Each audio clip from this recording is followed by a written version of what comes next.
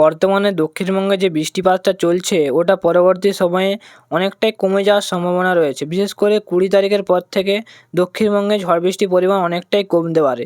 তো আমরা যদি আজকে স্যাটেলাইট ম্যাপ থেকে দেখি তো আমরা দেখতে পাচ্ছি যে অনেকগুলি সিস্টেম বর্তমানে রয়েছে। তো উত্তরপ্রদেশের উপর একটি ঘূর্ণাবর্ত রয়েছে এবং বাংলাদেশের উপর একটি ঘূর্ণাবর্ত রয়েছে এবং আরেকটি ঘূর্ণাবর্ত রয়েছে আসাম এবং অরুণাচল প্রদেশ সংলগ্ন অঞ্চল জুড়ে একটি ঘূর্ণাবর্ত রয়েছে এবং একটি ট্রাপ লাইন রয়েছে ঝাড়খণ্ড থেকে পাঞ্জাব পর্যন্ত, যার ফলে জলীয় বাষ্প অনেকটাই ঢুকেছিল এবং অনেক জায়গায় আজ ভারী বৃষ্টির সতর্কতা রয়েছে। বিশেষ করে বিহার, উড়িষ্যা, ঝাড়খণ্ড, পশ্চিমবঙ্গ এবং আসাম, অরুণাচল প্রদেশ এই অঞ্চল জুড়ে আজ ভারী বৃষ্টির সতর্কতা ছিল। বাংলাদেশের ক্ষেত্রেও মূলত হালকা থেকে মাঝারি ধরনের বৃষ্টিপাতের সতর্কতা রয়েছে আজ এবং কোথাও কোথাও ভারী বৃষ্টিপাতেরও সম্ভাবনা রয়েছে বিক্ষিপ্তভাবে। তো আজ দক্ষিণবঙ্গে সকাল থেকেই বিক্ষিপ্তভাবে হালকা থেকে মাঝারি ধরনের বৃষ্টিপাত চলেছে এবং কোথাও কোথাও ভারী বৃষ্টিপাতও হয়েছে, কিন্তু এই বৃষ্টিপাত মূলত 20 তারিখের পর থেকে অনেকটাই কমে যাওয়ার সম্ভাবনা আছে। সেক্ষেত্রে তাপমাত্রা পরবর্তী সময়ে আরও বাড়তে পারে 20 তারিখের পর থেকে। 20 থেকে 26 তারিখ পর্যন্ত আমরা দেখতে পাচ্ছি দক্ষিণবঙ্গে তেমনভাবে আমরা বৃষ্টিপাত লক্ষ্য করতে পারছি না। তাপমাত্রা মূলত বেশির দিকেই থাকবে, 4 থেকে 5 ডিগ্রি পর্যন্ত তাপমাত্রা বাড়তে পারে।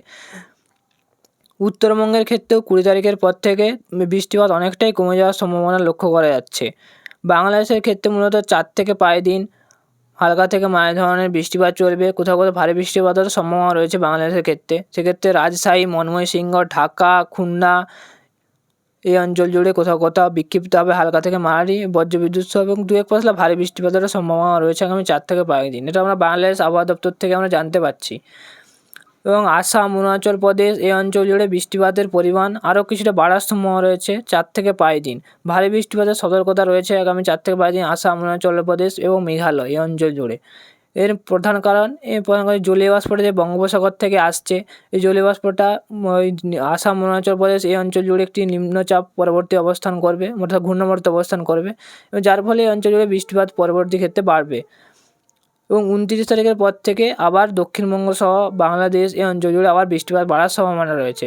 সেক্ষেত্রে আমরা আপনাদের পরবর্তী আপডেটে জানিয়ে দেবো। আজ এই পর্যন্তই শর্ট আপডেট। ধন্যবাদ। পরবর্তী আপডেট দেখা হচ্ছে। Thanks for watching.